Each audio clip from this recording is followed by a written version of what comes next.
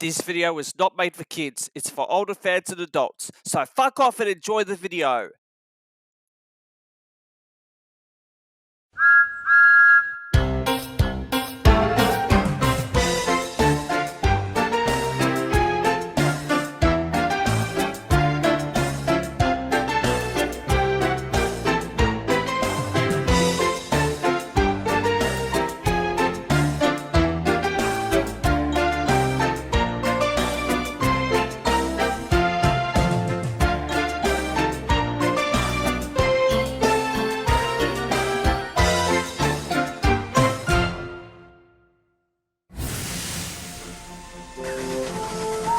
Vinnie comes to visit.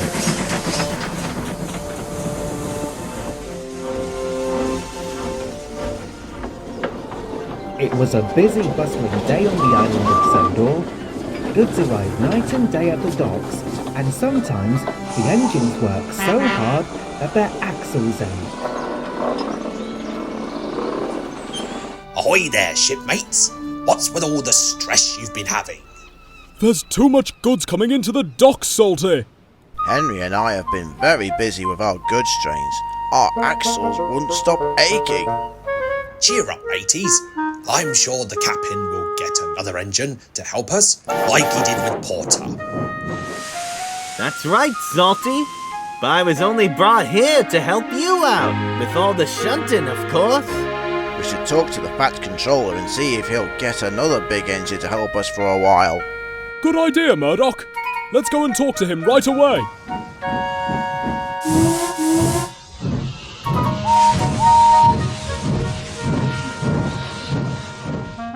So Henry and Murdoch left the docks and went to Knapford to talk to the Fat Controller, who was in his office.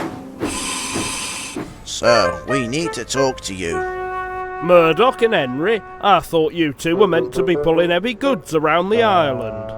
We meant to tell you that we've been getting too much cargo coming into the docks lately, and Murdoch and I can't manage it all by ourselves.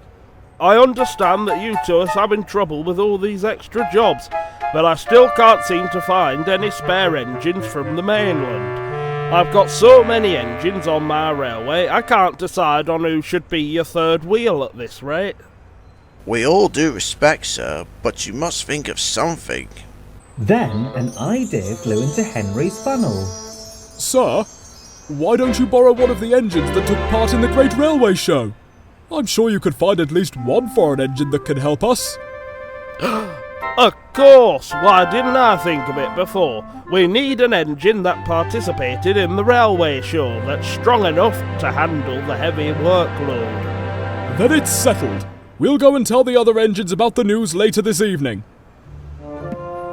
That evening, Henry and Murdoch gathered some engines at the printing yard next to the station for an important announcement.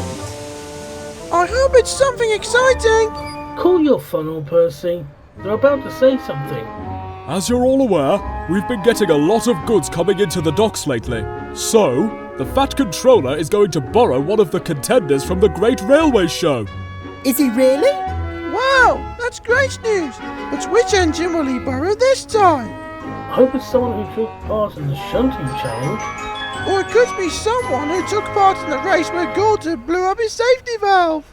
Don't remind me, Percy. Or it could be someone who took part in the decorated engine parade. That's enough talking, everyone. Let Henry finish talking first. It's all right, Murdoch. They're just curious to know who this mysterious foreign engine would be. Or maybe, just maybe, it can be someone who took part in the strength competition. Even though I came in last place, Murdoch and I have been thinking about someone from the strength competition who's willing to help us out. But I'm not sure which engine, though. A few weeks later, Henry returned to the docks to collect some pipes. He saw BoCo waiting for him. Guess what, Vinnie? I heard from the Fat Controller that there's a ship coming with another engine from another country this afternoon. Just as I predicted, another engine is finally coming to help us out after all the trouble we've been having. But do you know which engine? I did suggest someone who participated in the strength contest at the Great Railway Show. Later that day, the ship had arrived into the docks. As Cranky and Carly looked inside the ship, they were in for an unusual surprise. Heaving hooks. This will be a tough one to lift. It looks like Big Mickey and I will have to take it from here, Cranky.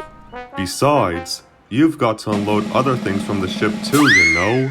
Very well then, guys. As Porter and Salty were shunting, they could see Carly and Big Mickey lifting the huge engine of the boat and onto the rails of Sodor. Look, Salty! Are you seeing what I'm seeing? You'd be right, Porter. That engine looks really tough, like a giant.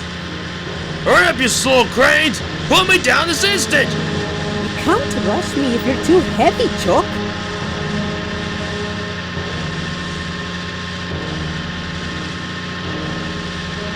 I know who that engine is! It's Vinnie from my old country, America! Porter? Is that you? What in the name of Mike are you doing here on this tiny island? For your information, this island's called Sodor. The Fat Controller purchased me some years ago to help Salty with his extra work. Do you two know each other? Yes, Cranky. When I lived in Brooklyn, Vinnie used to tease a lot of us for being small and weak. But like my class members, I was only meant to shunt trucks for the bigger engines. How am I supposed to know where to go if this is my second time in this place? Last time I was there for only a brief minute. Hello there. Are you the engine that's come to help us for a while?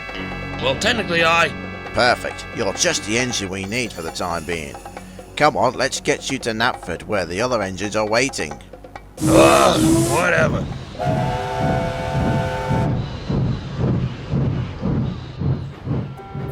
At Knapford, the Fat Controller gathered his engines to make an important announcement. I just received word that a ship has arrived from another country with an engine that I got on loan for the time being. It will help the bigger engines like Henry and Murdoch with their heavy workload. That's good to hear, sir. But which engine from the railway show did you buy? Well, Thomas, the engine that's going to help you all is... Oh, bother that telephone. I'll tell you who the engine is once I'm done with this phone call. As soon as the Fat Controller returned to his office, the engines heard a loud whistle in the distance. Just then, they saw Murdoch approaching with the foreign engine, which was actually named Vinnie. The engines were shocked. They couldn't believe their eyes. Cinders and ashes! It's that big bully from the railway show. What big bully, Thomas? What are you going on about? That's the engine that bullied Philip and interrupted the shunting challenge. Well, if it isn't that little blue shrimp who tried to play tug of war with me long ago. Oh dear. This isn't the engine that I was expecting. Hey, you leave my best man alone, you big bully! Great. Now that green shrimp is teasing me while I clearly haven't done anything wrong here. I don't have time for this. I was brought here on loan by some worthy stout gentleman. Where is he anyway? That worthy stout gentleman is named Sir Topham Hatt, head of the North Western Railway. He's in his office right now. But let's not get into any more arguments, please. You're right, Henry. Let's just forget about what he did at the railway show when he pushed Philip the turntable round. Did someone say my name? Uh-oh. I remember you! You're that little green shorty who tried to get away from me while I was chasing you after that coal hopper incident. Yes, but I didn't do it on purpose. It was an accident. No, that was revenge for blocking my way when I first encountered you. Oh no, not again! I'm out of here! Philip, wait! Come back! Don't you go chasing our friend, Vinnie! We've heard about your competitive behaviour when you chased him back at the railway show, so we're making sure this doesn't happen again. Capiche? Fine. It's alright, Shorty. I'm not gonna chase you again like I did last time. Are you sure about that? Look, I didn't mean to bully you when you were in my way, and I'm sorry for threatening you to be recycled as well. Oh, so you're now apologising to Philip, even after what you two have been through? At least that shows a sign of making up for their comeuppances. Philip wasn't too sure if he wanted to accept Vinnie's apology just yet. That evening, the engines gathered at the yards once again. But this time, Vinnie was with them, as the Fat Controller was making sure he didn't cause confusion or delay. As you all know by now, Vinnie here will be the engine that's on loan for a while. We understand that, sir, but I heard from Thomas that he bullied Philip at the Great Railway Show. Not to mention that I should have spoken back to him after he teased me for being in his way. Simmer down, please. I'll be making sure that Vinnie doesn't cause any confusion or delay on my railway. Alright, sir, but I don't think Philip is ready to accept his apology yet. He's trying to stay away from Vinnie after what he did at the railway show. And I remembered taking part in the strength contest with him, but everyone knows that I came in last place. I was in complete despair when I watched Vinnie go forward and win first place. And the winner for the test of strength is Vinnie of North America! Ha! In your face, slow coach! There's no way you can beat a tough, strong engine like me! But from that day forward, I've never forgotten the moment I was falling behind.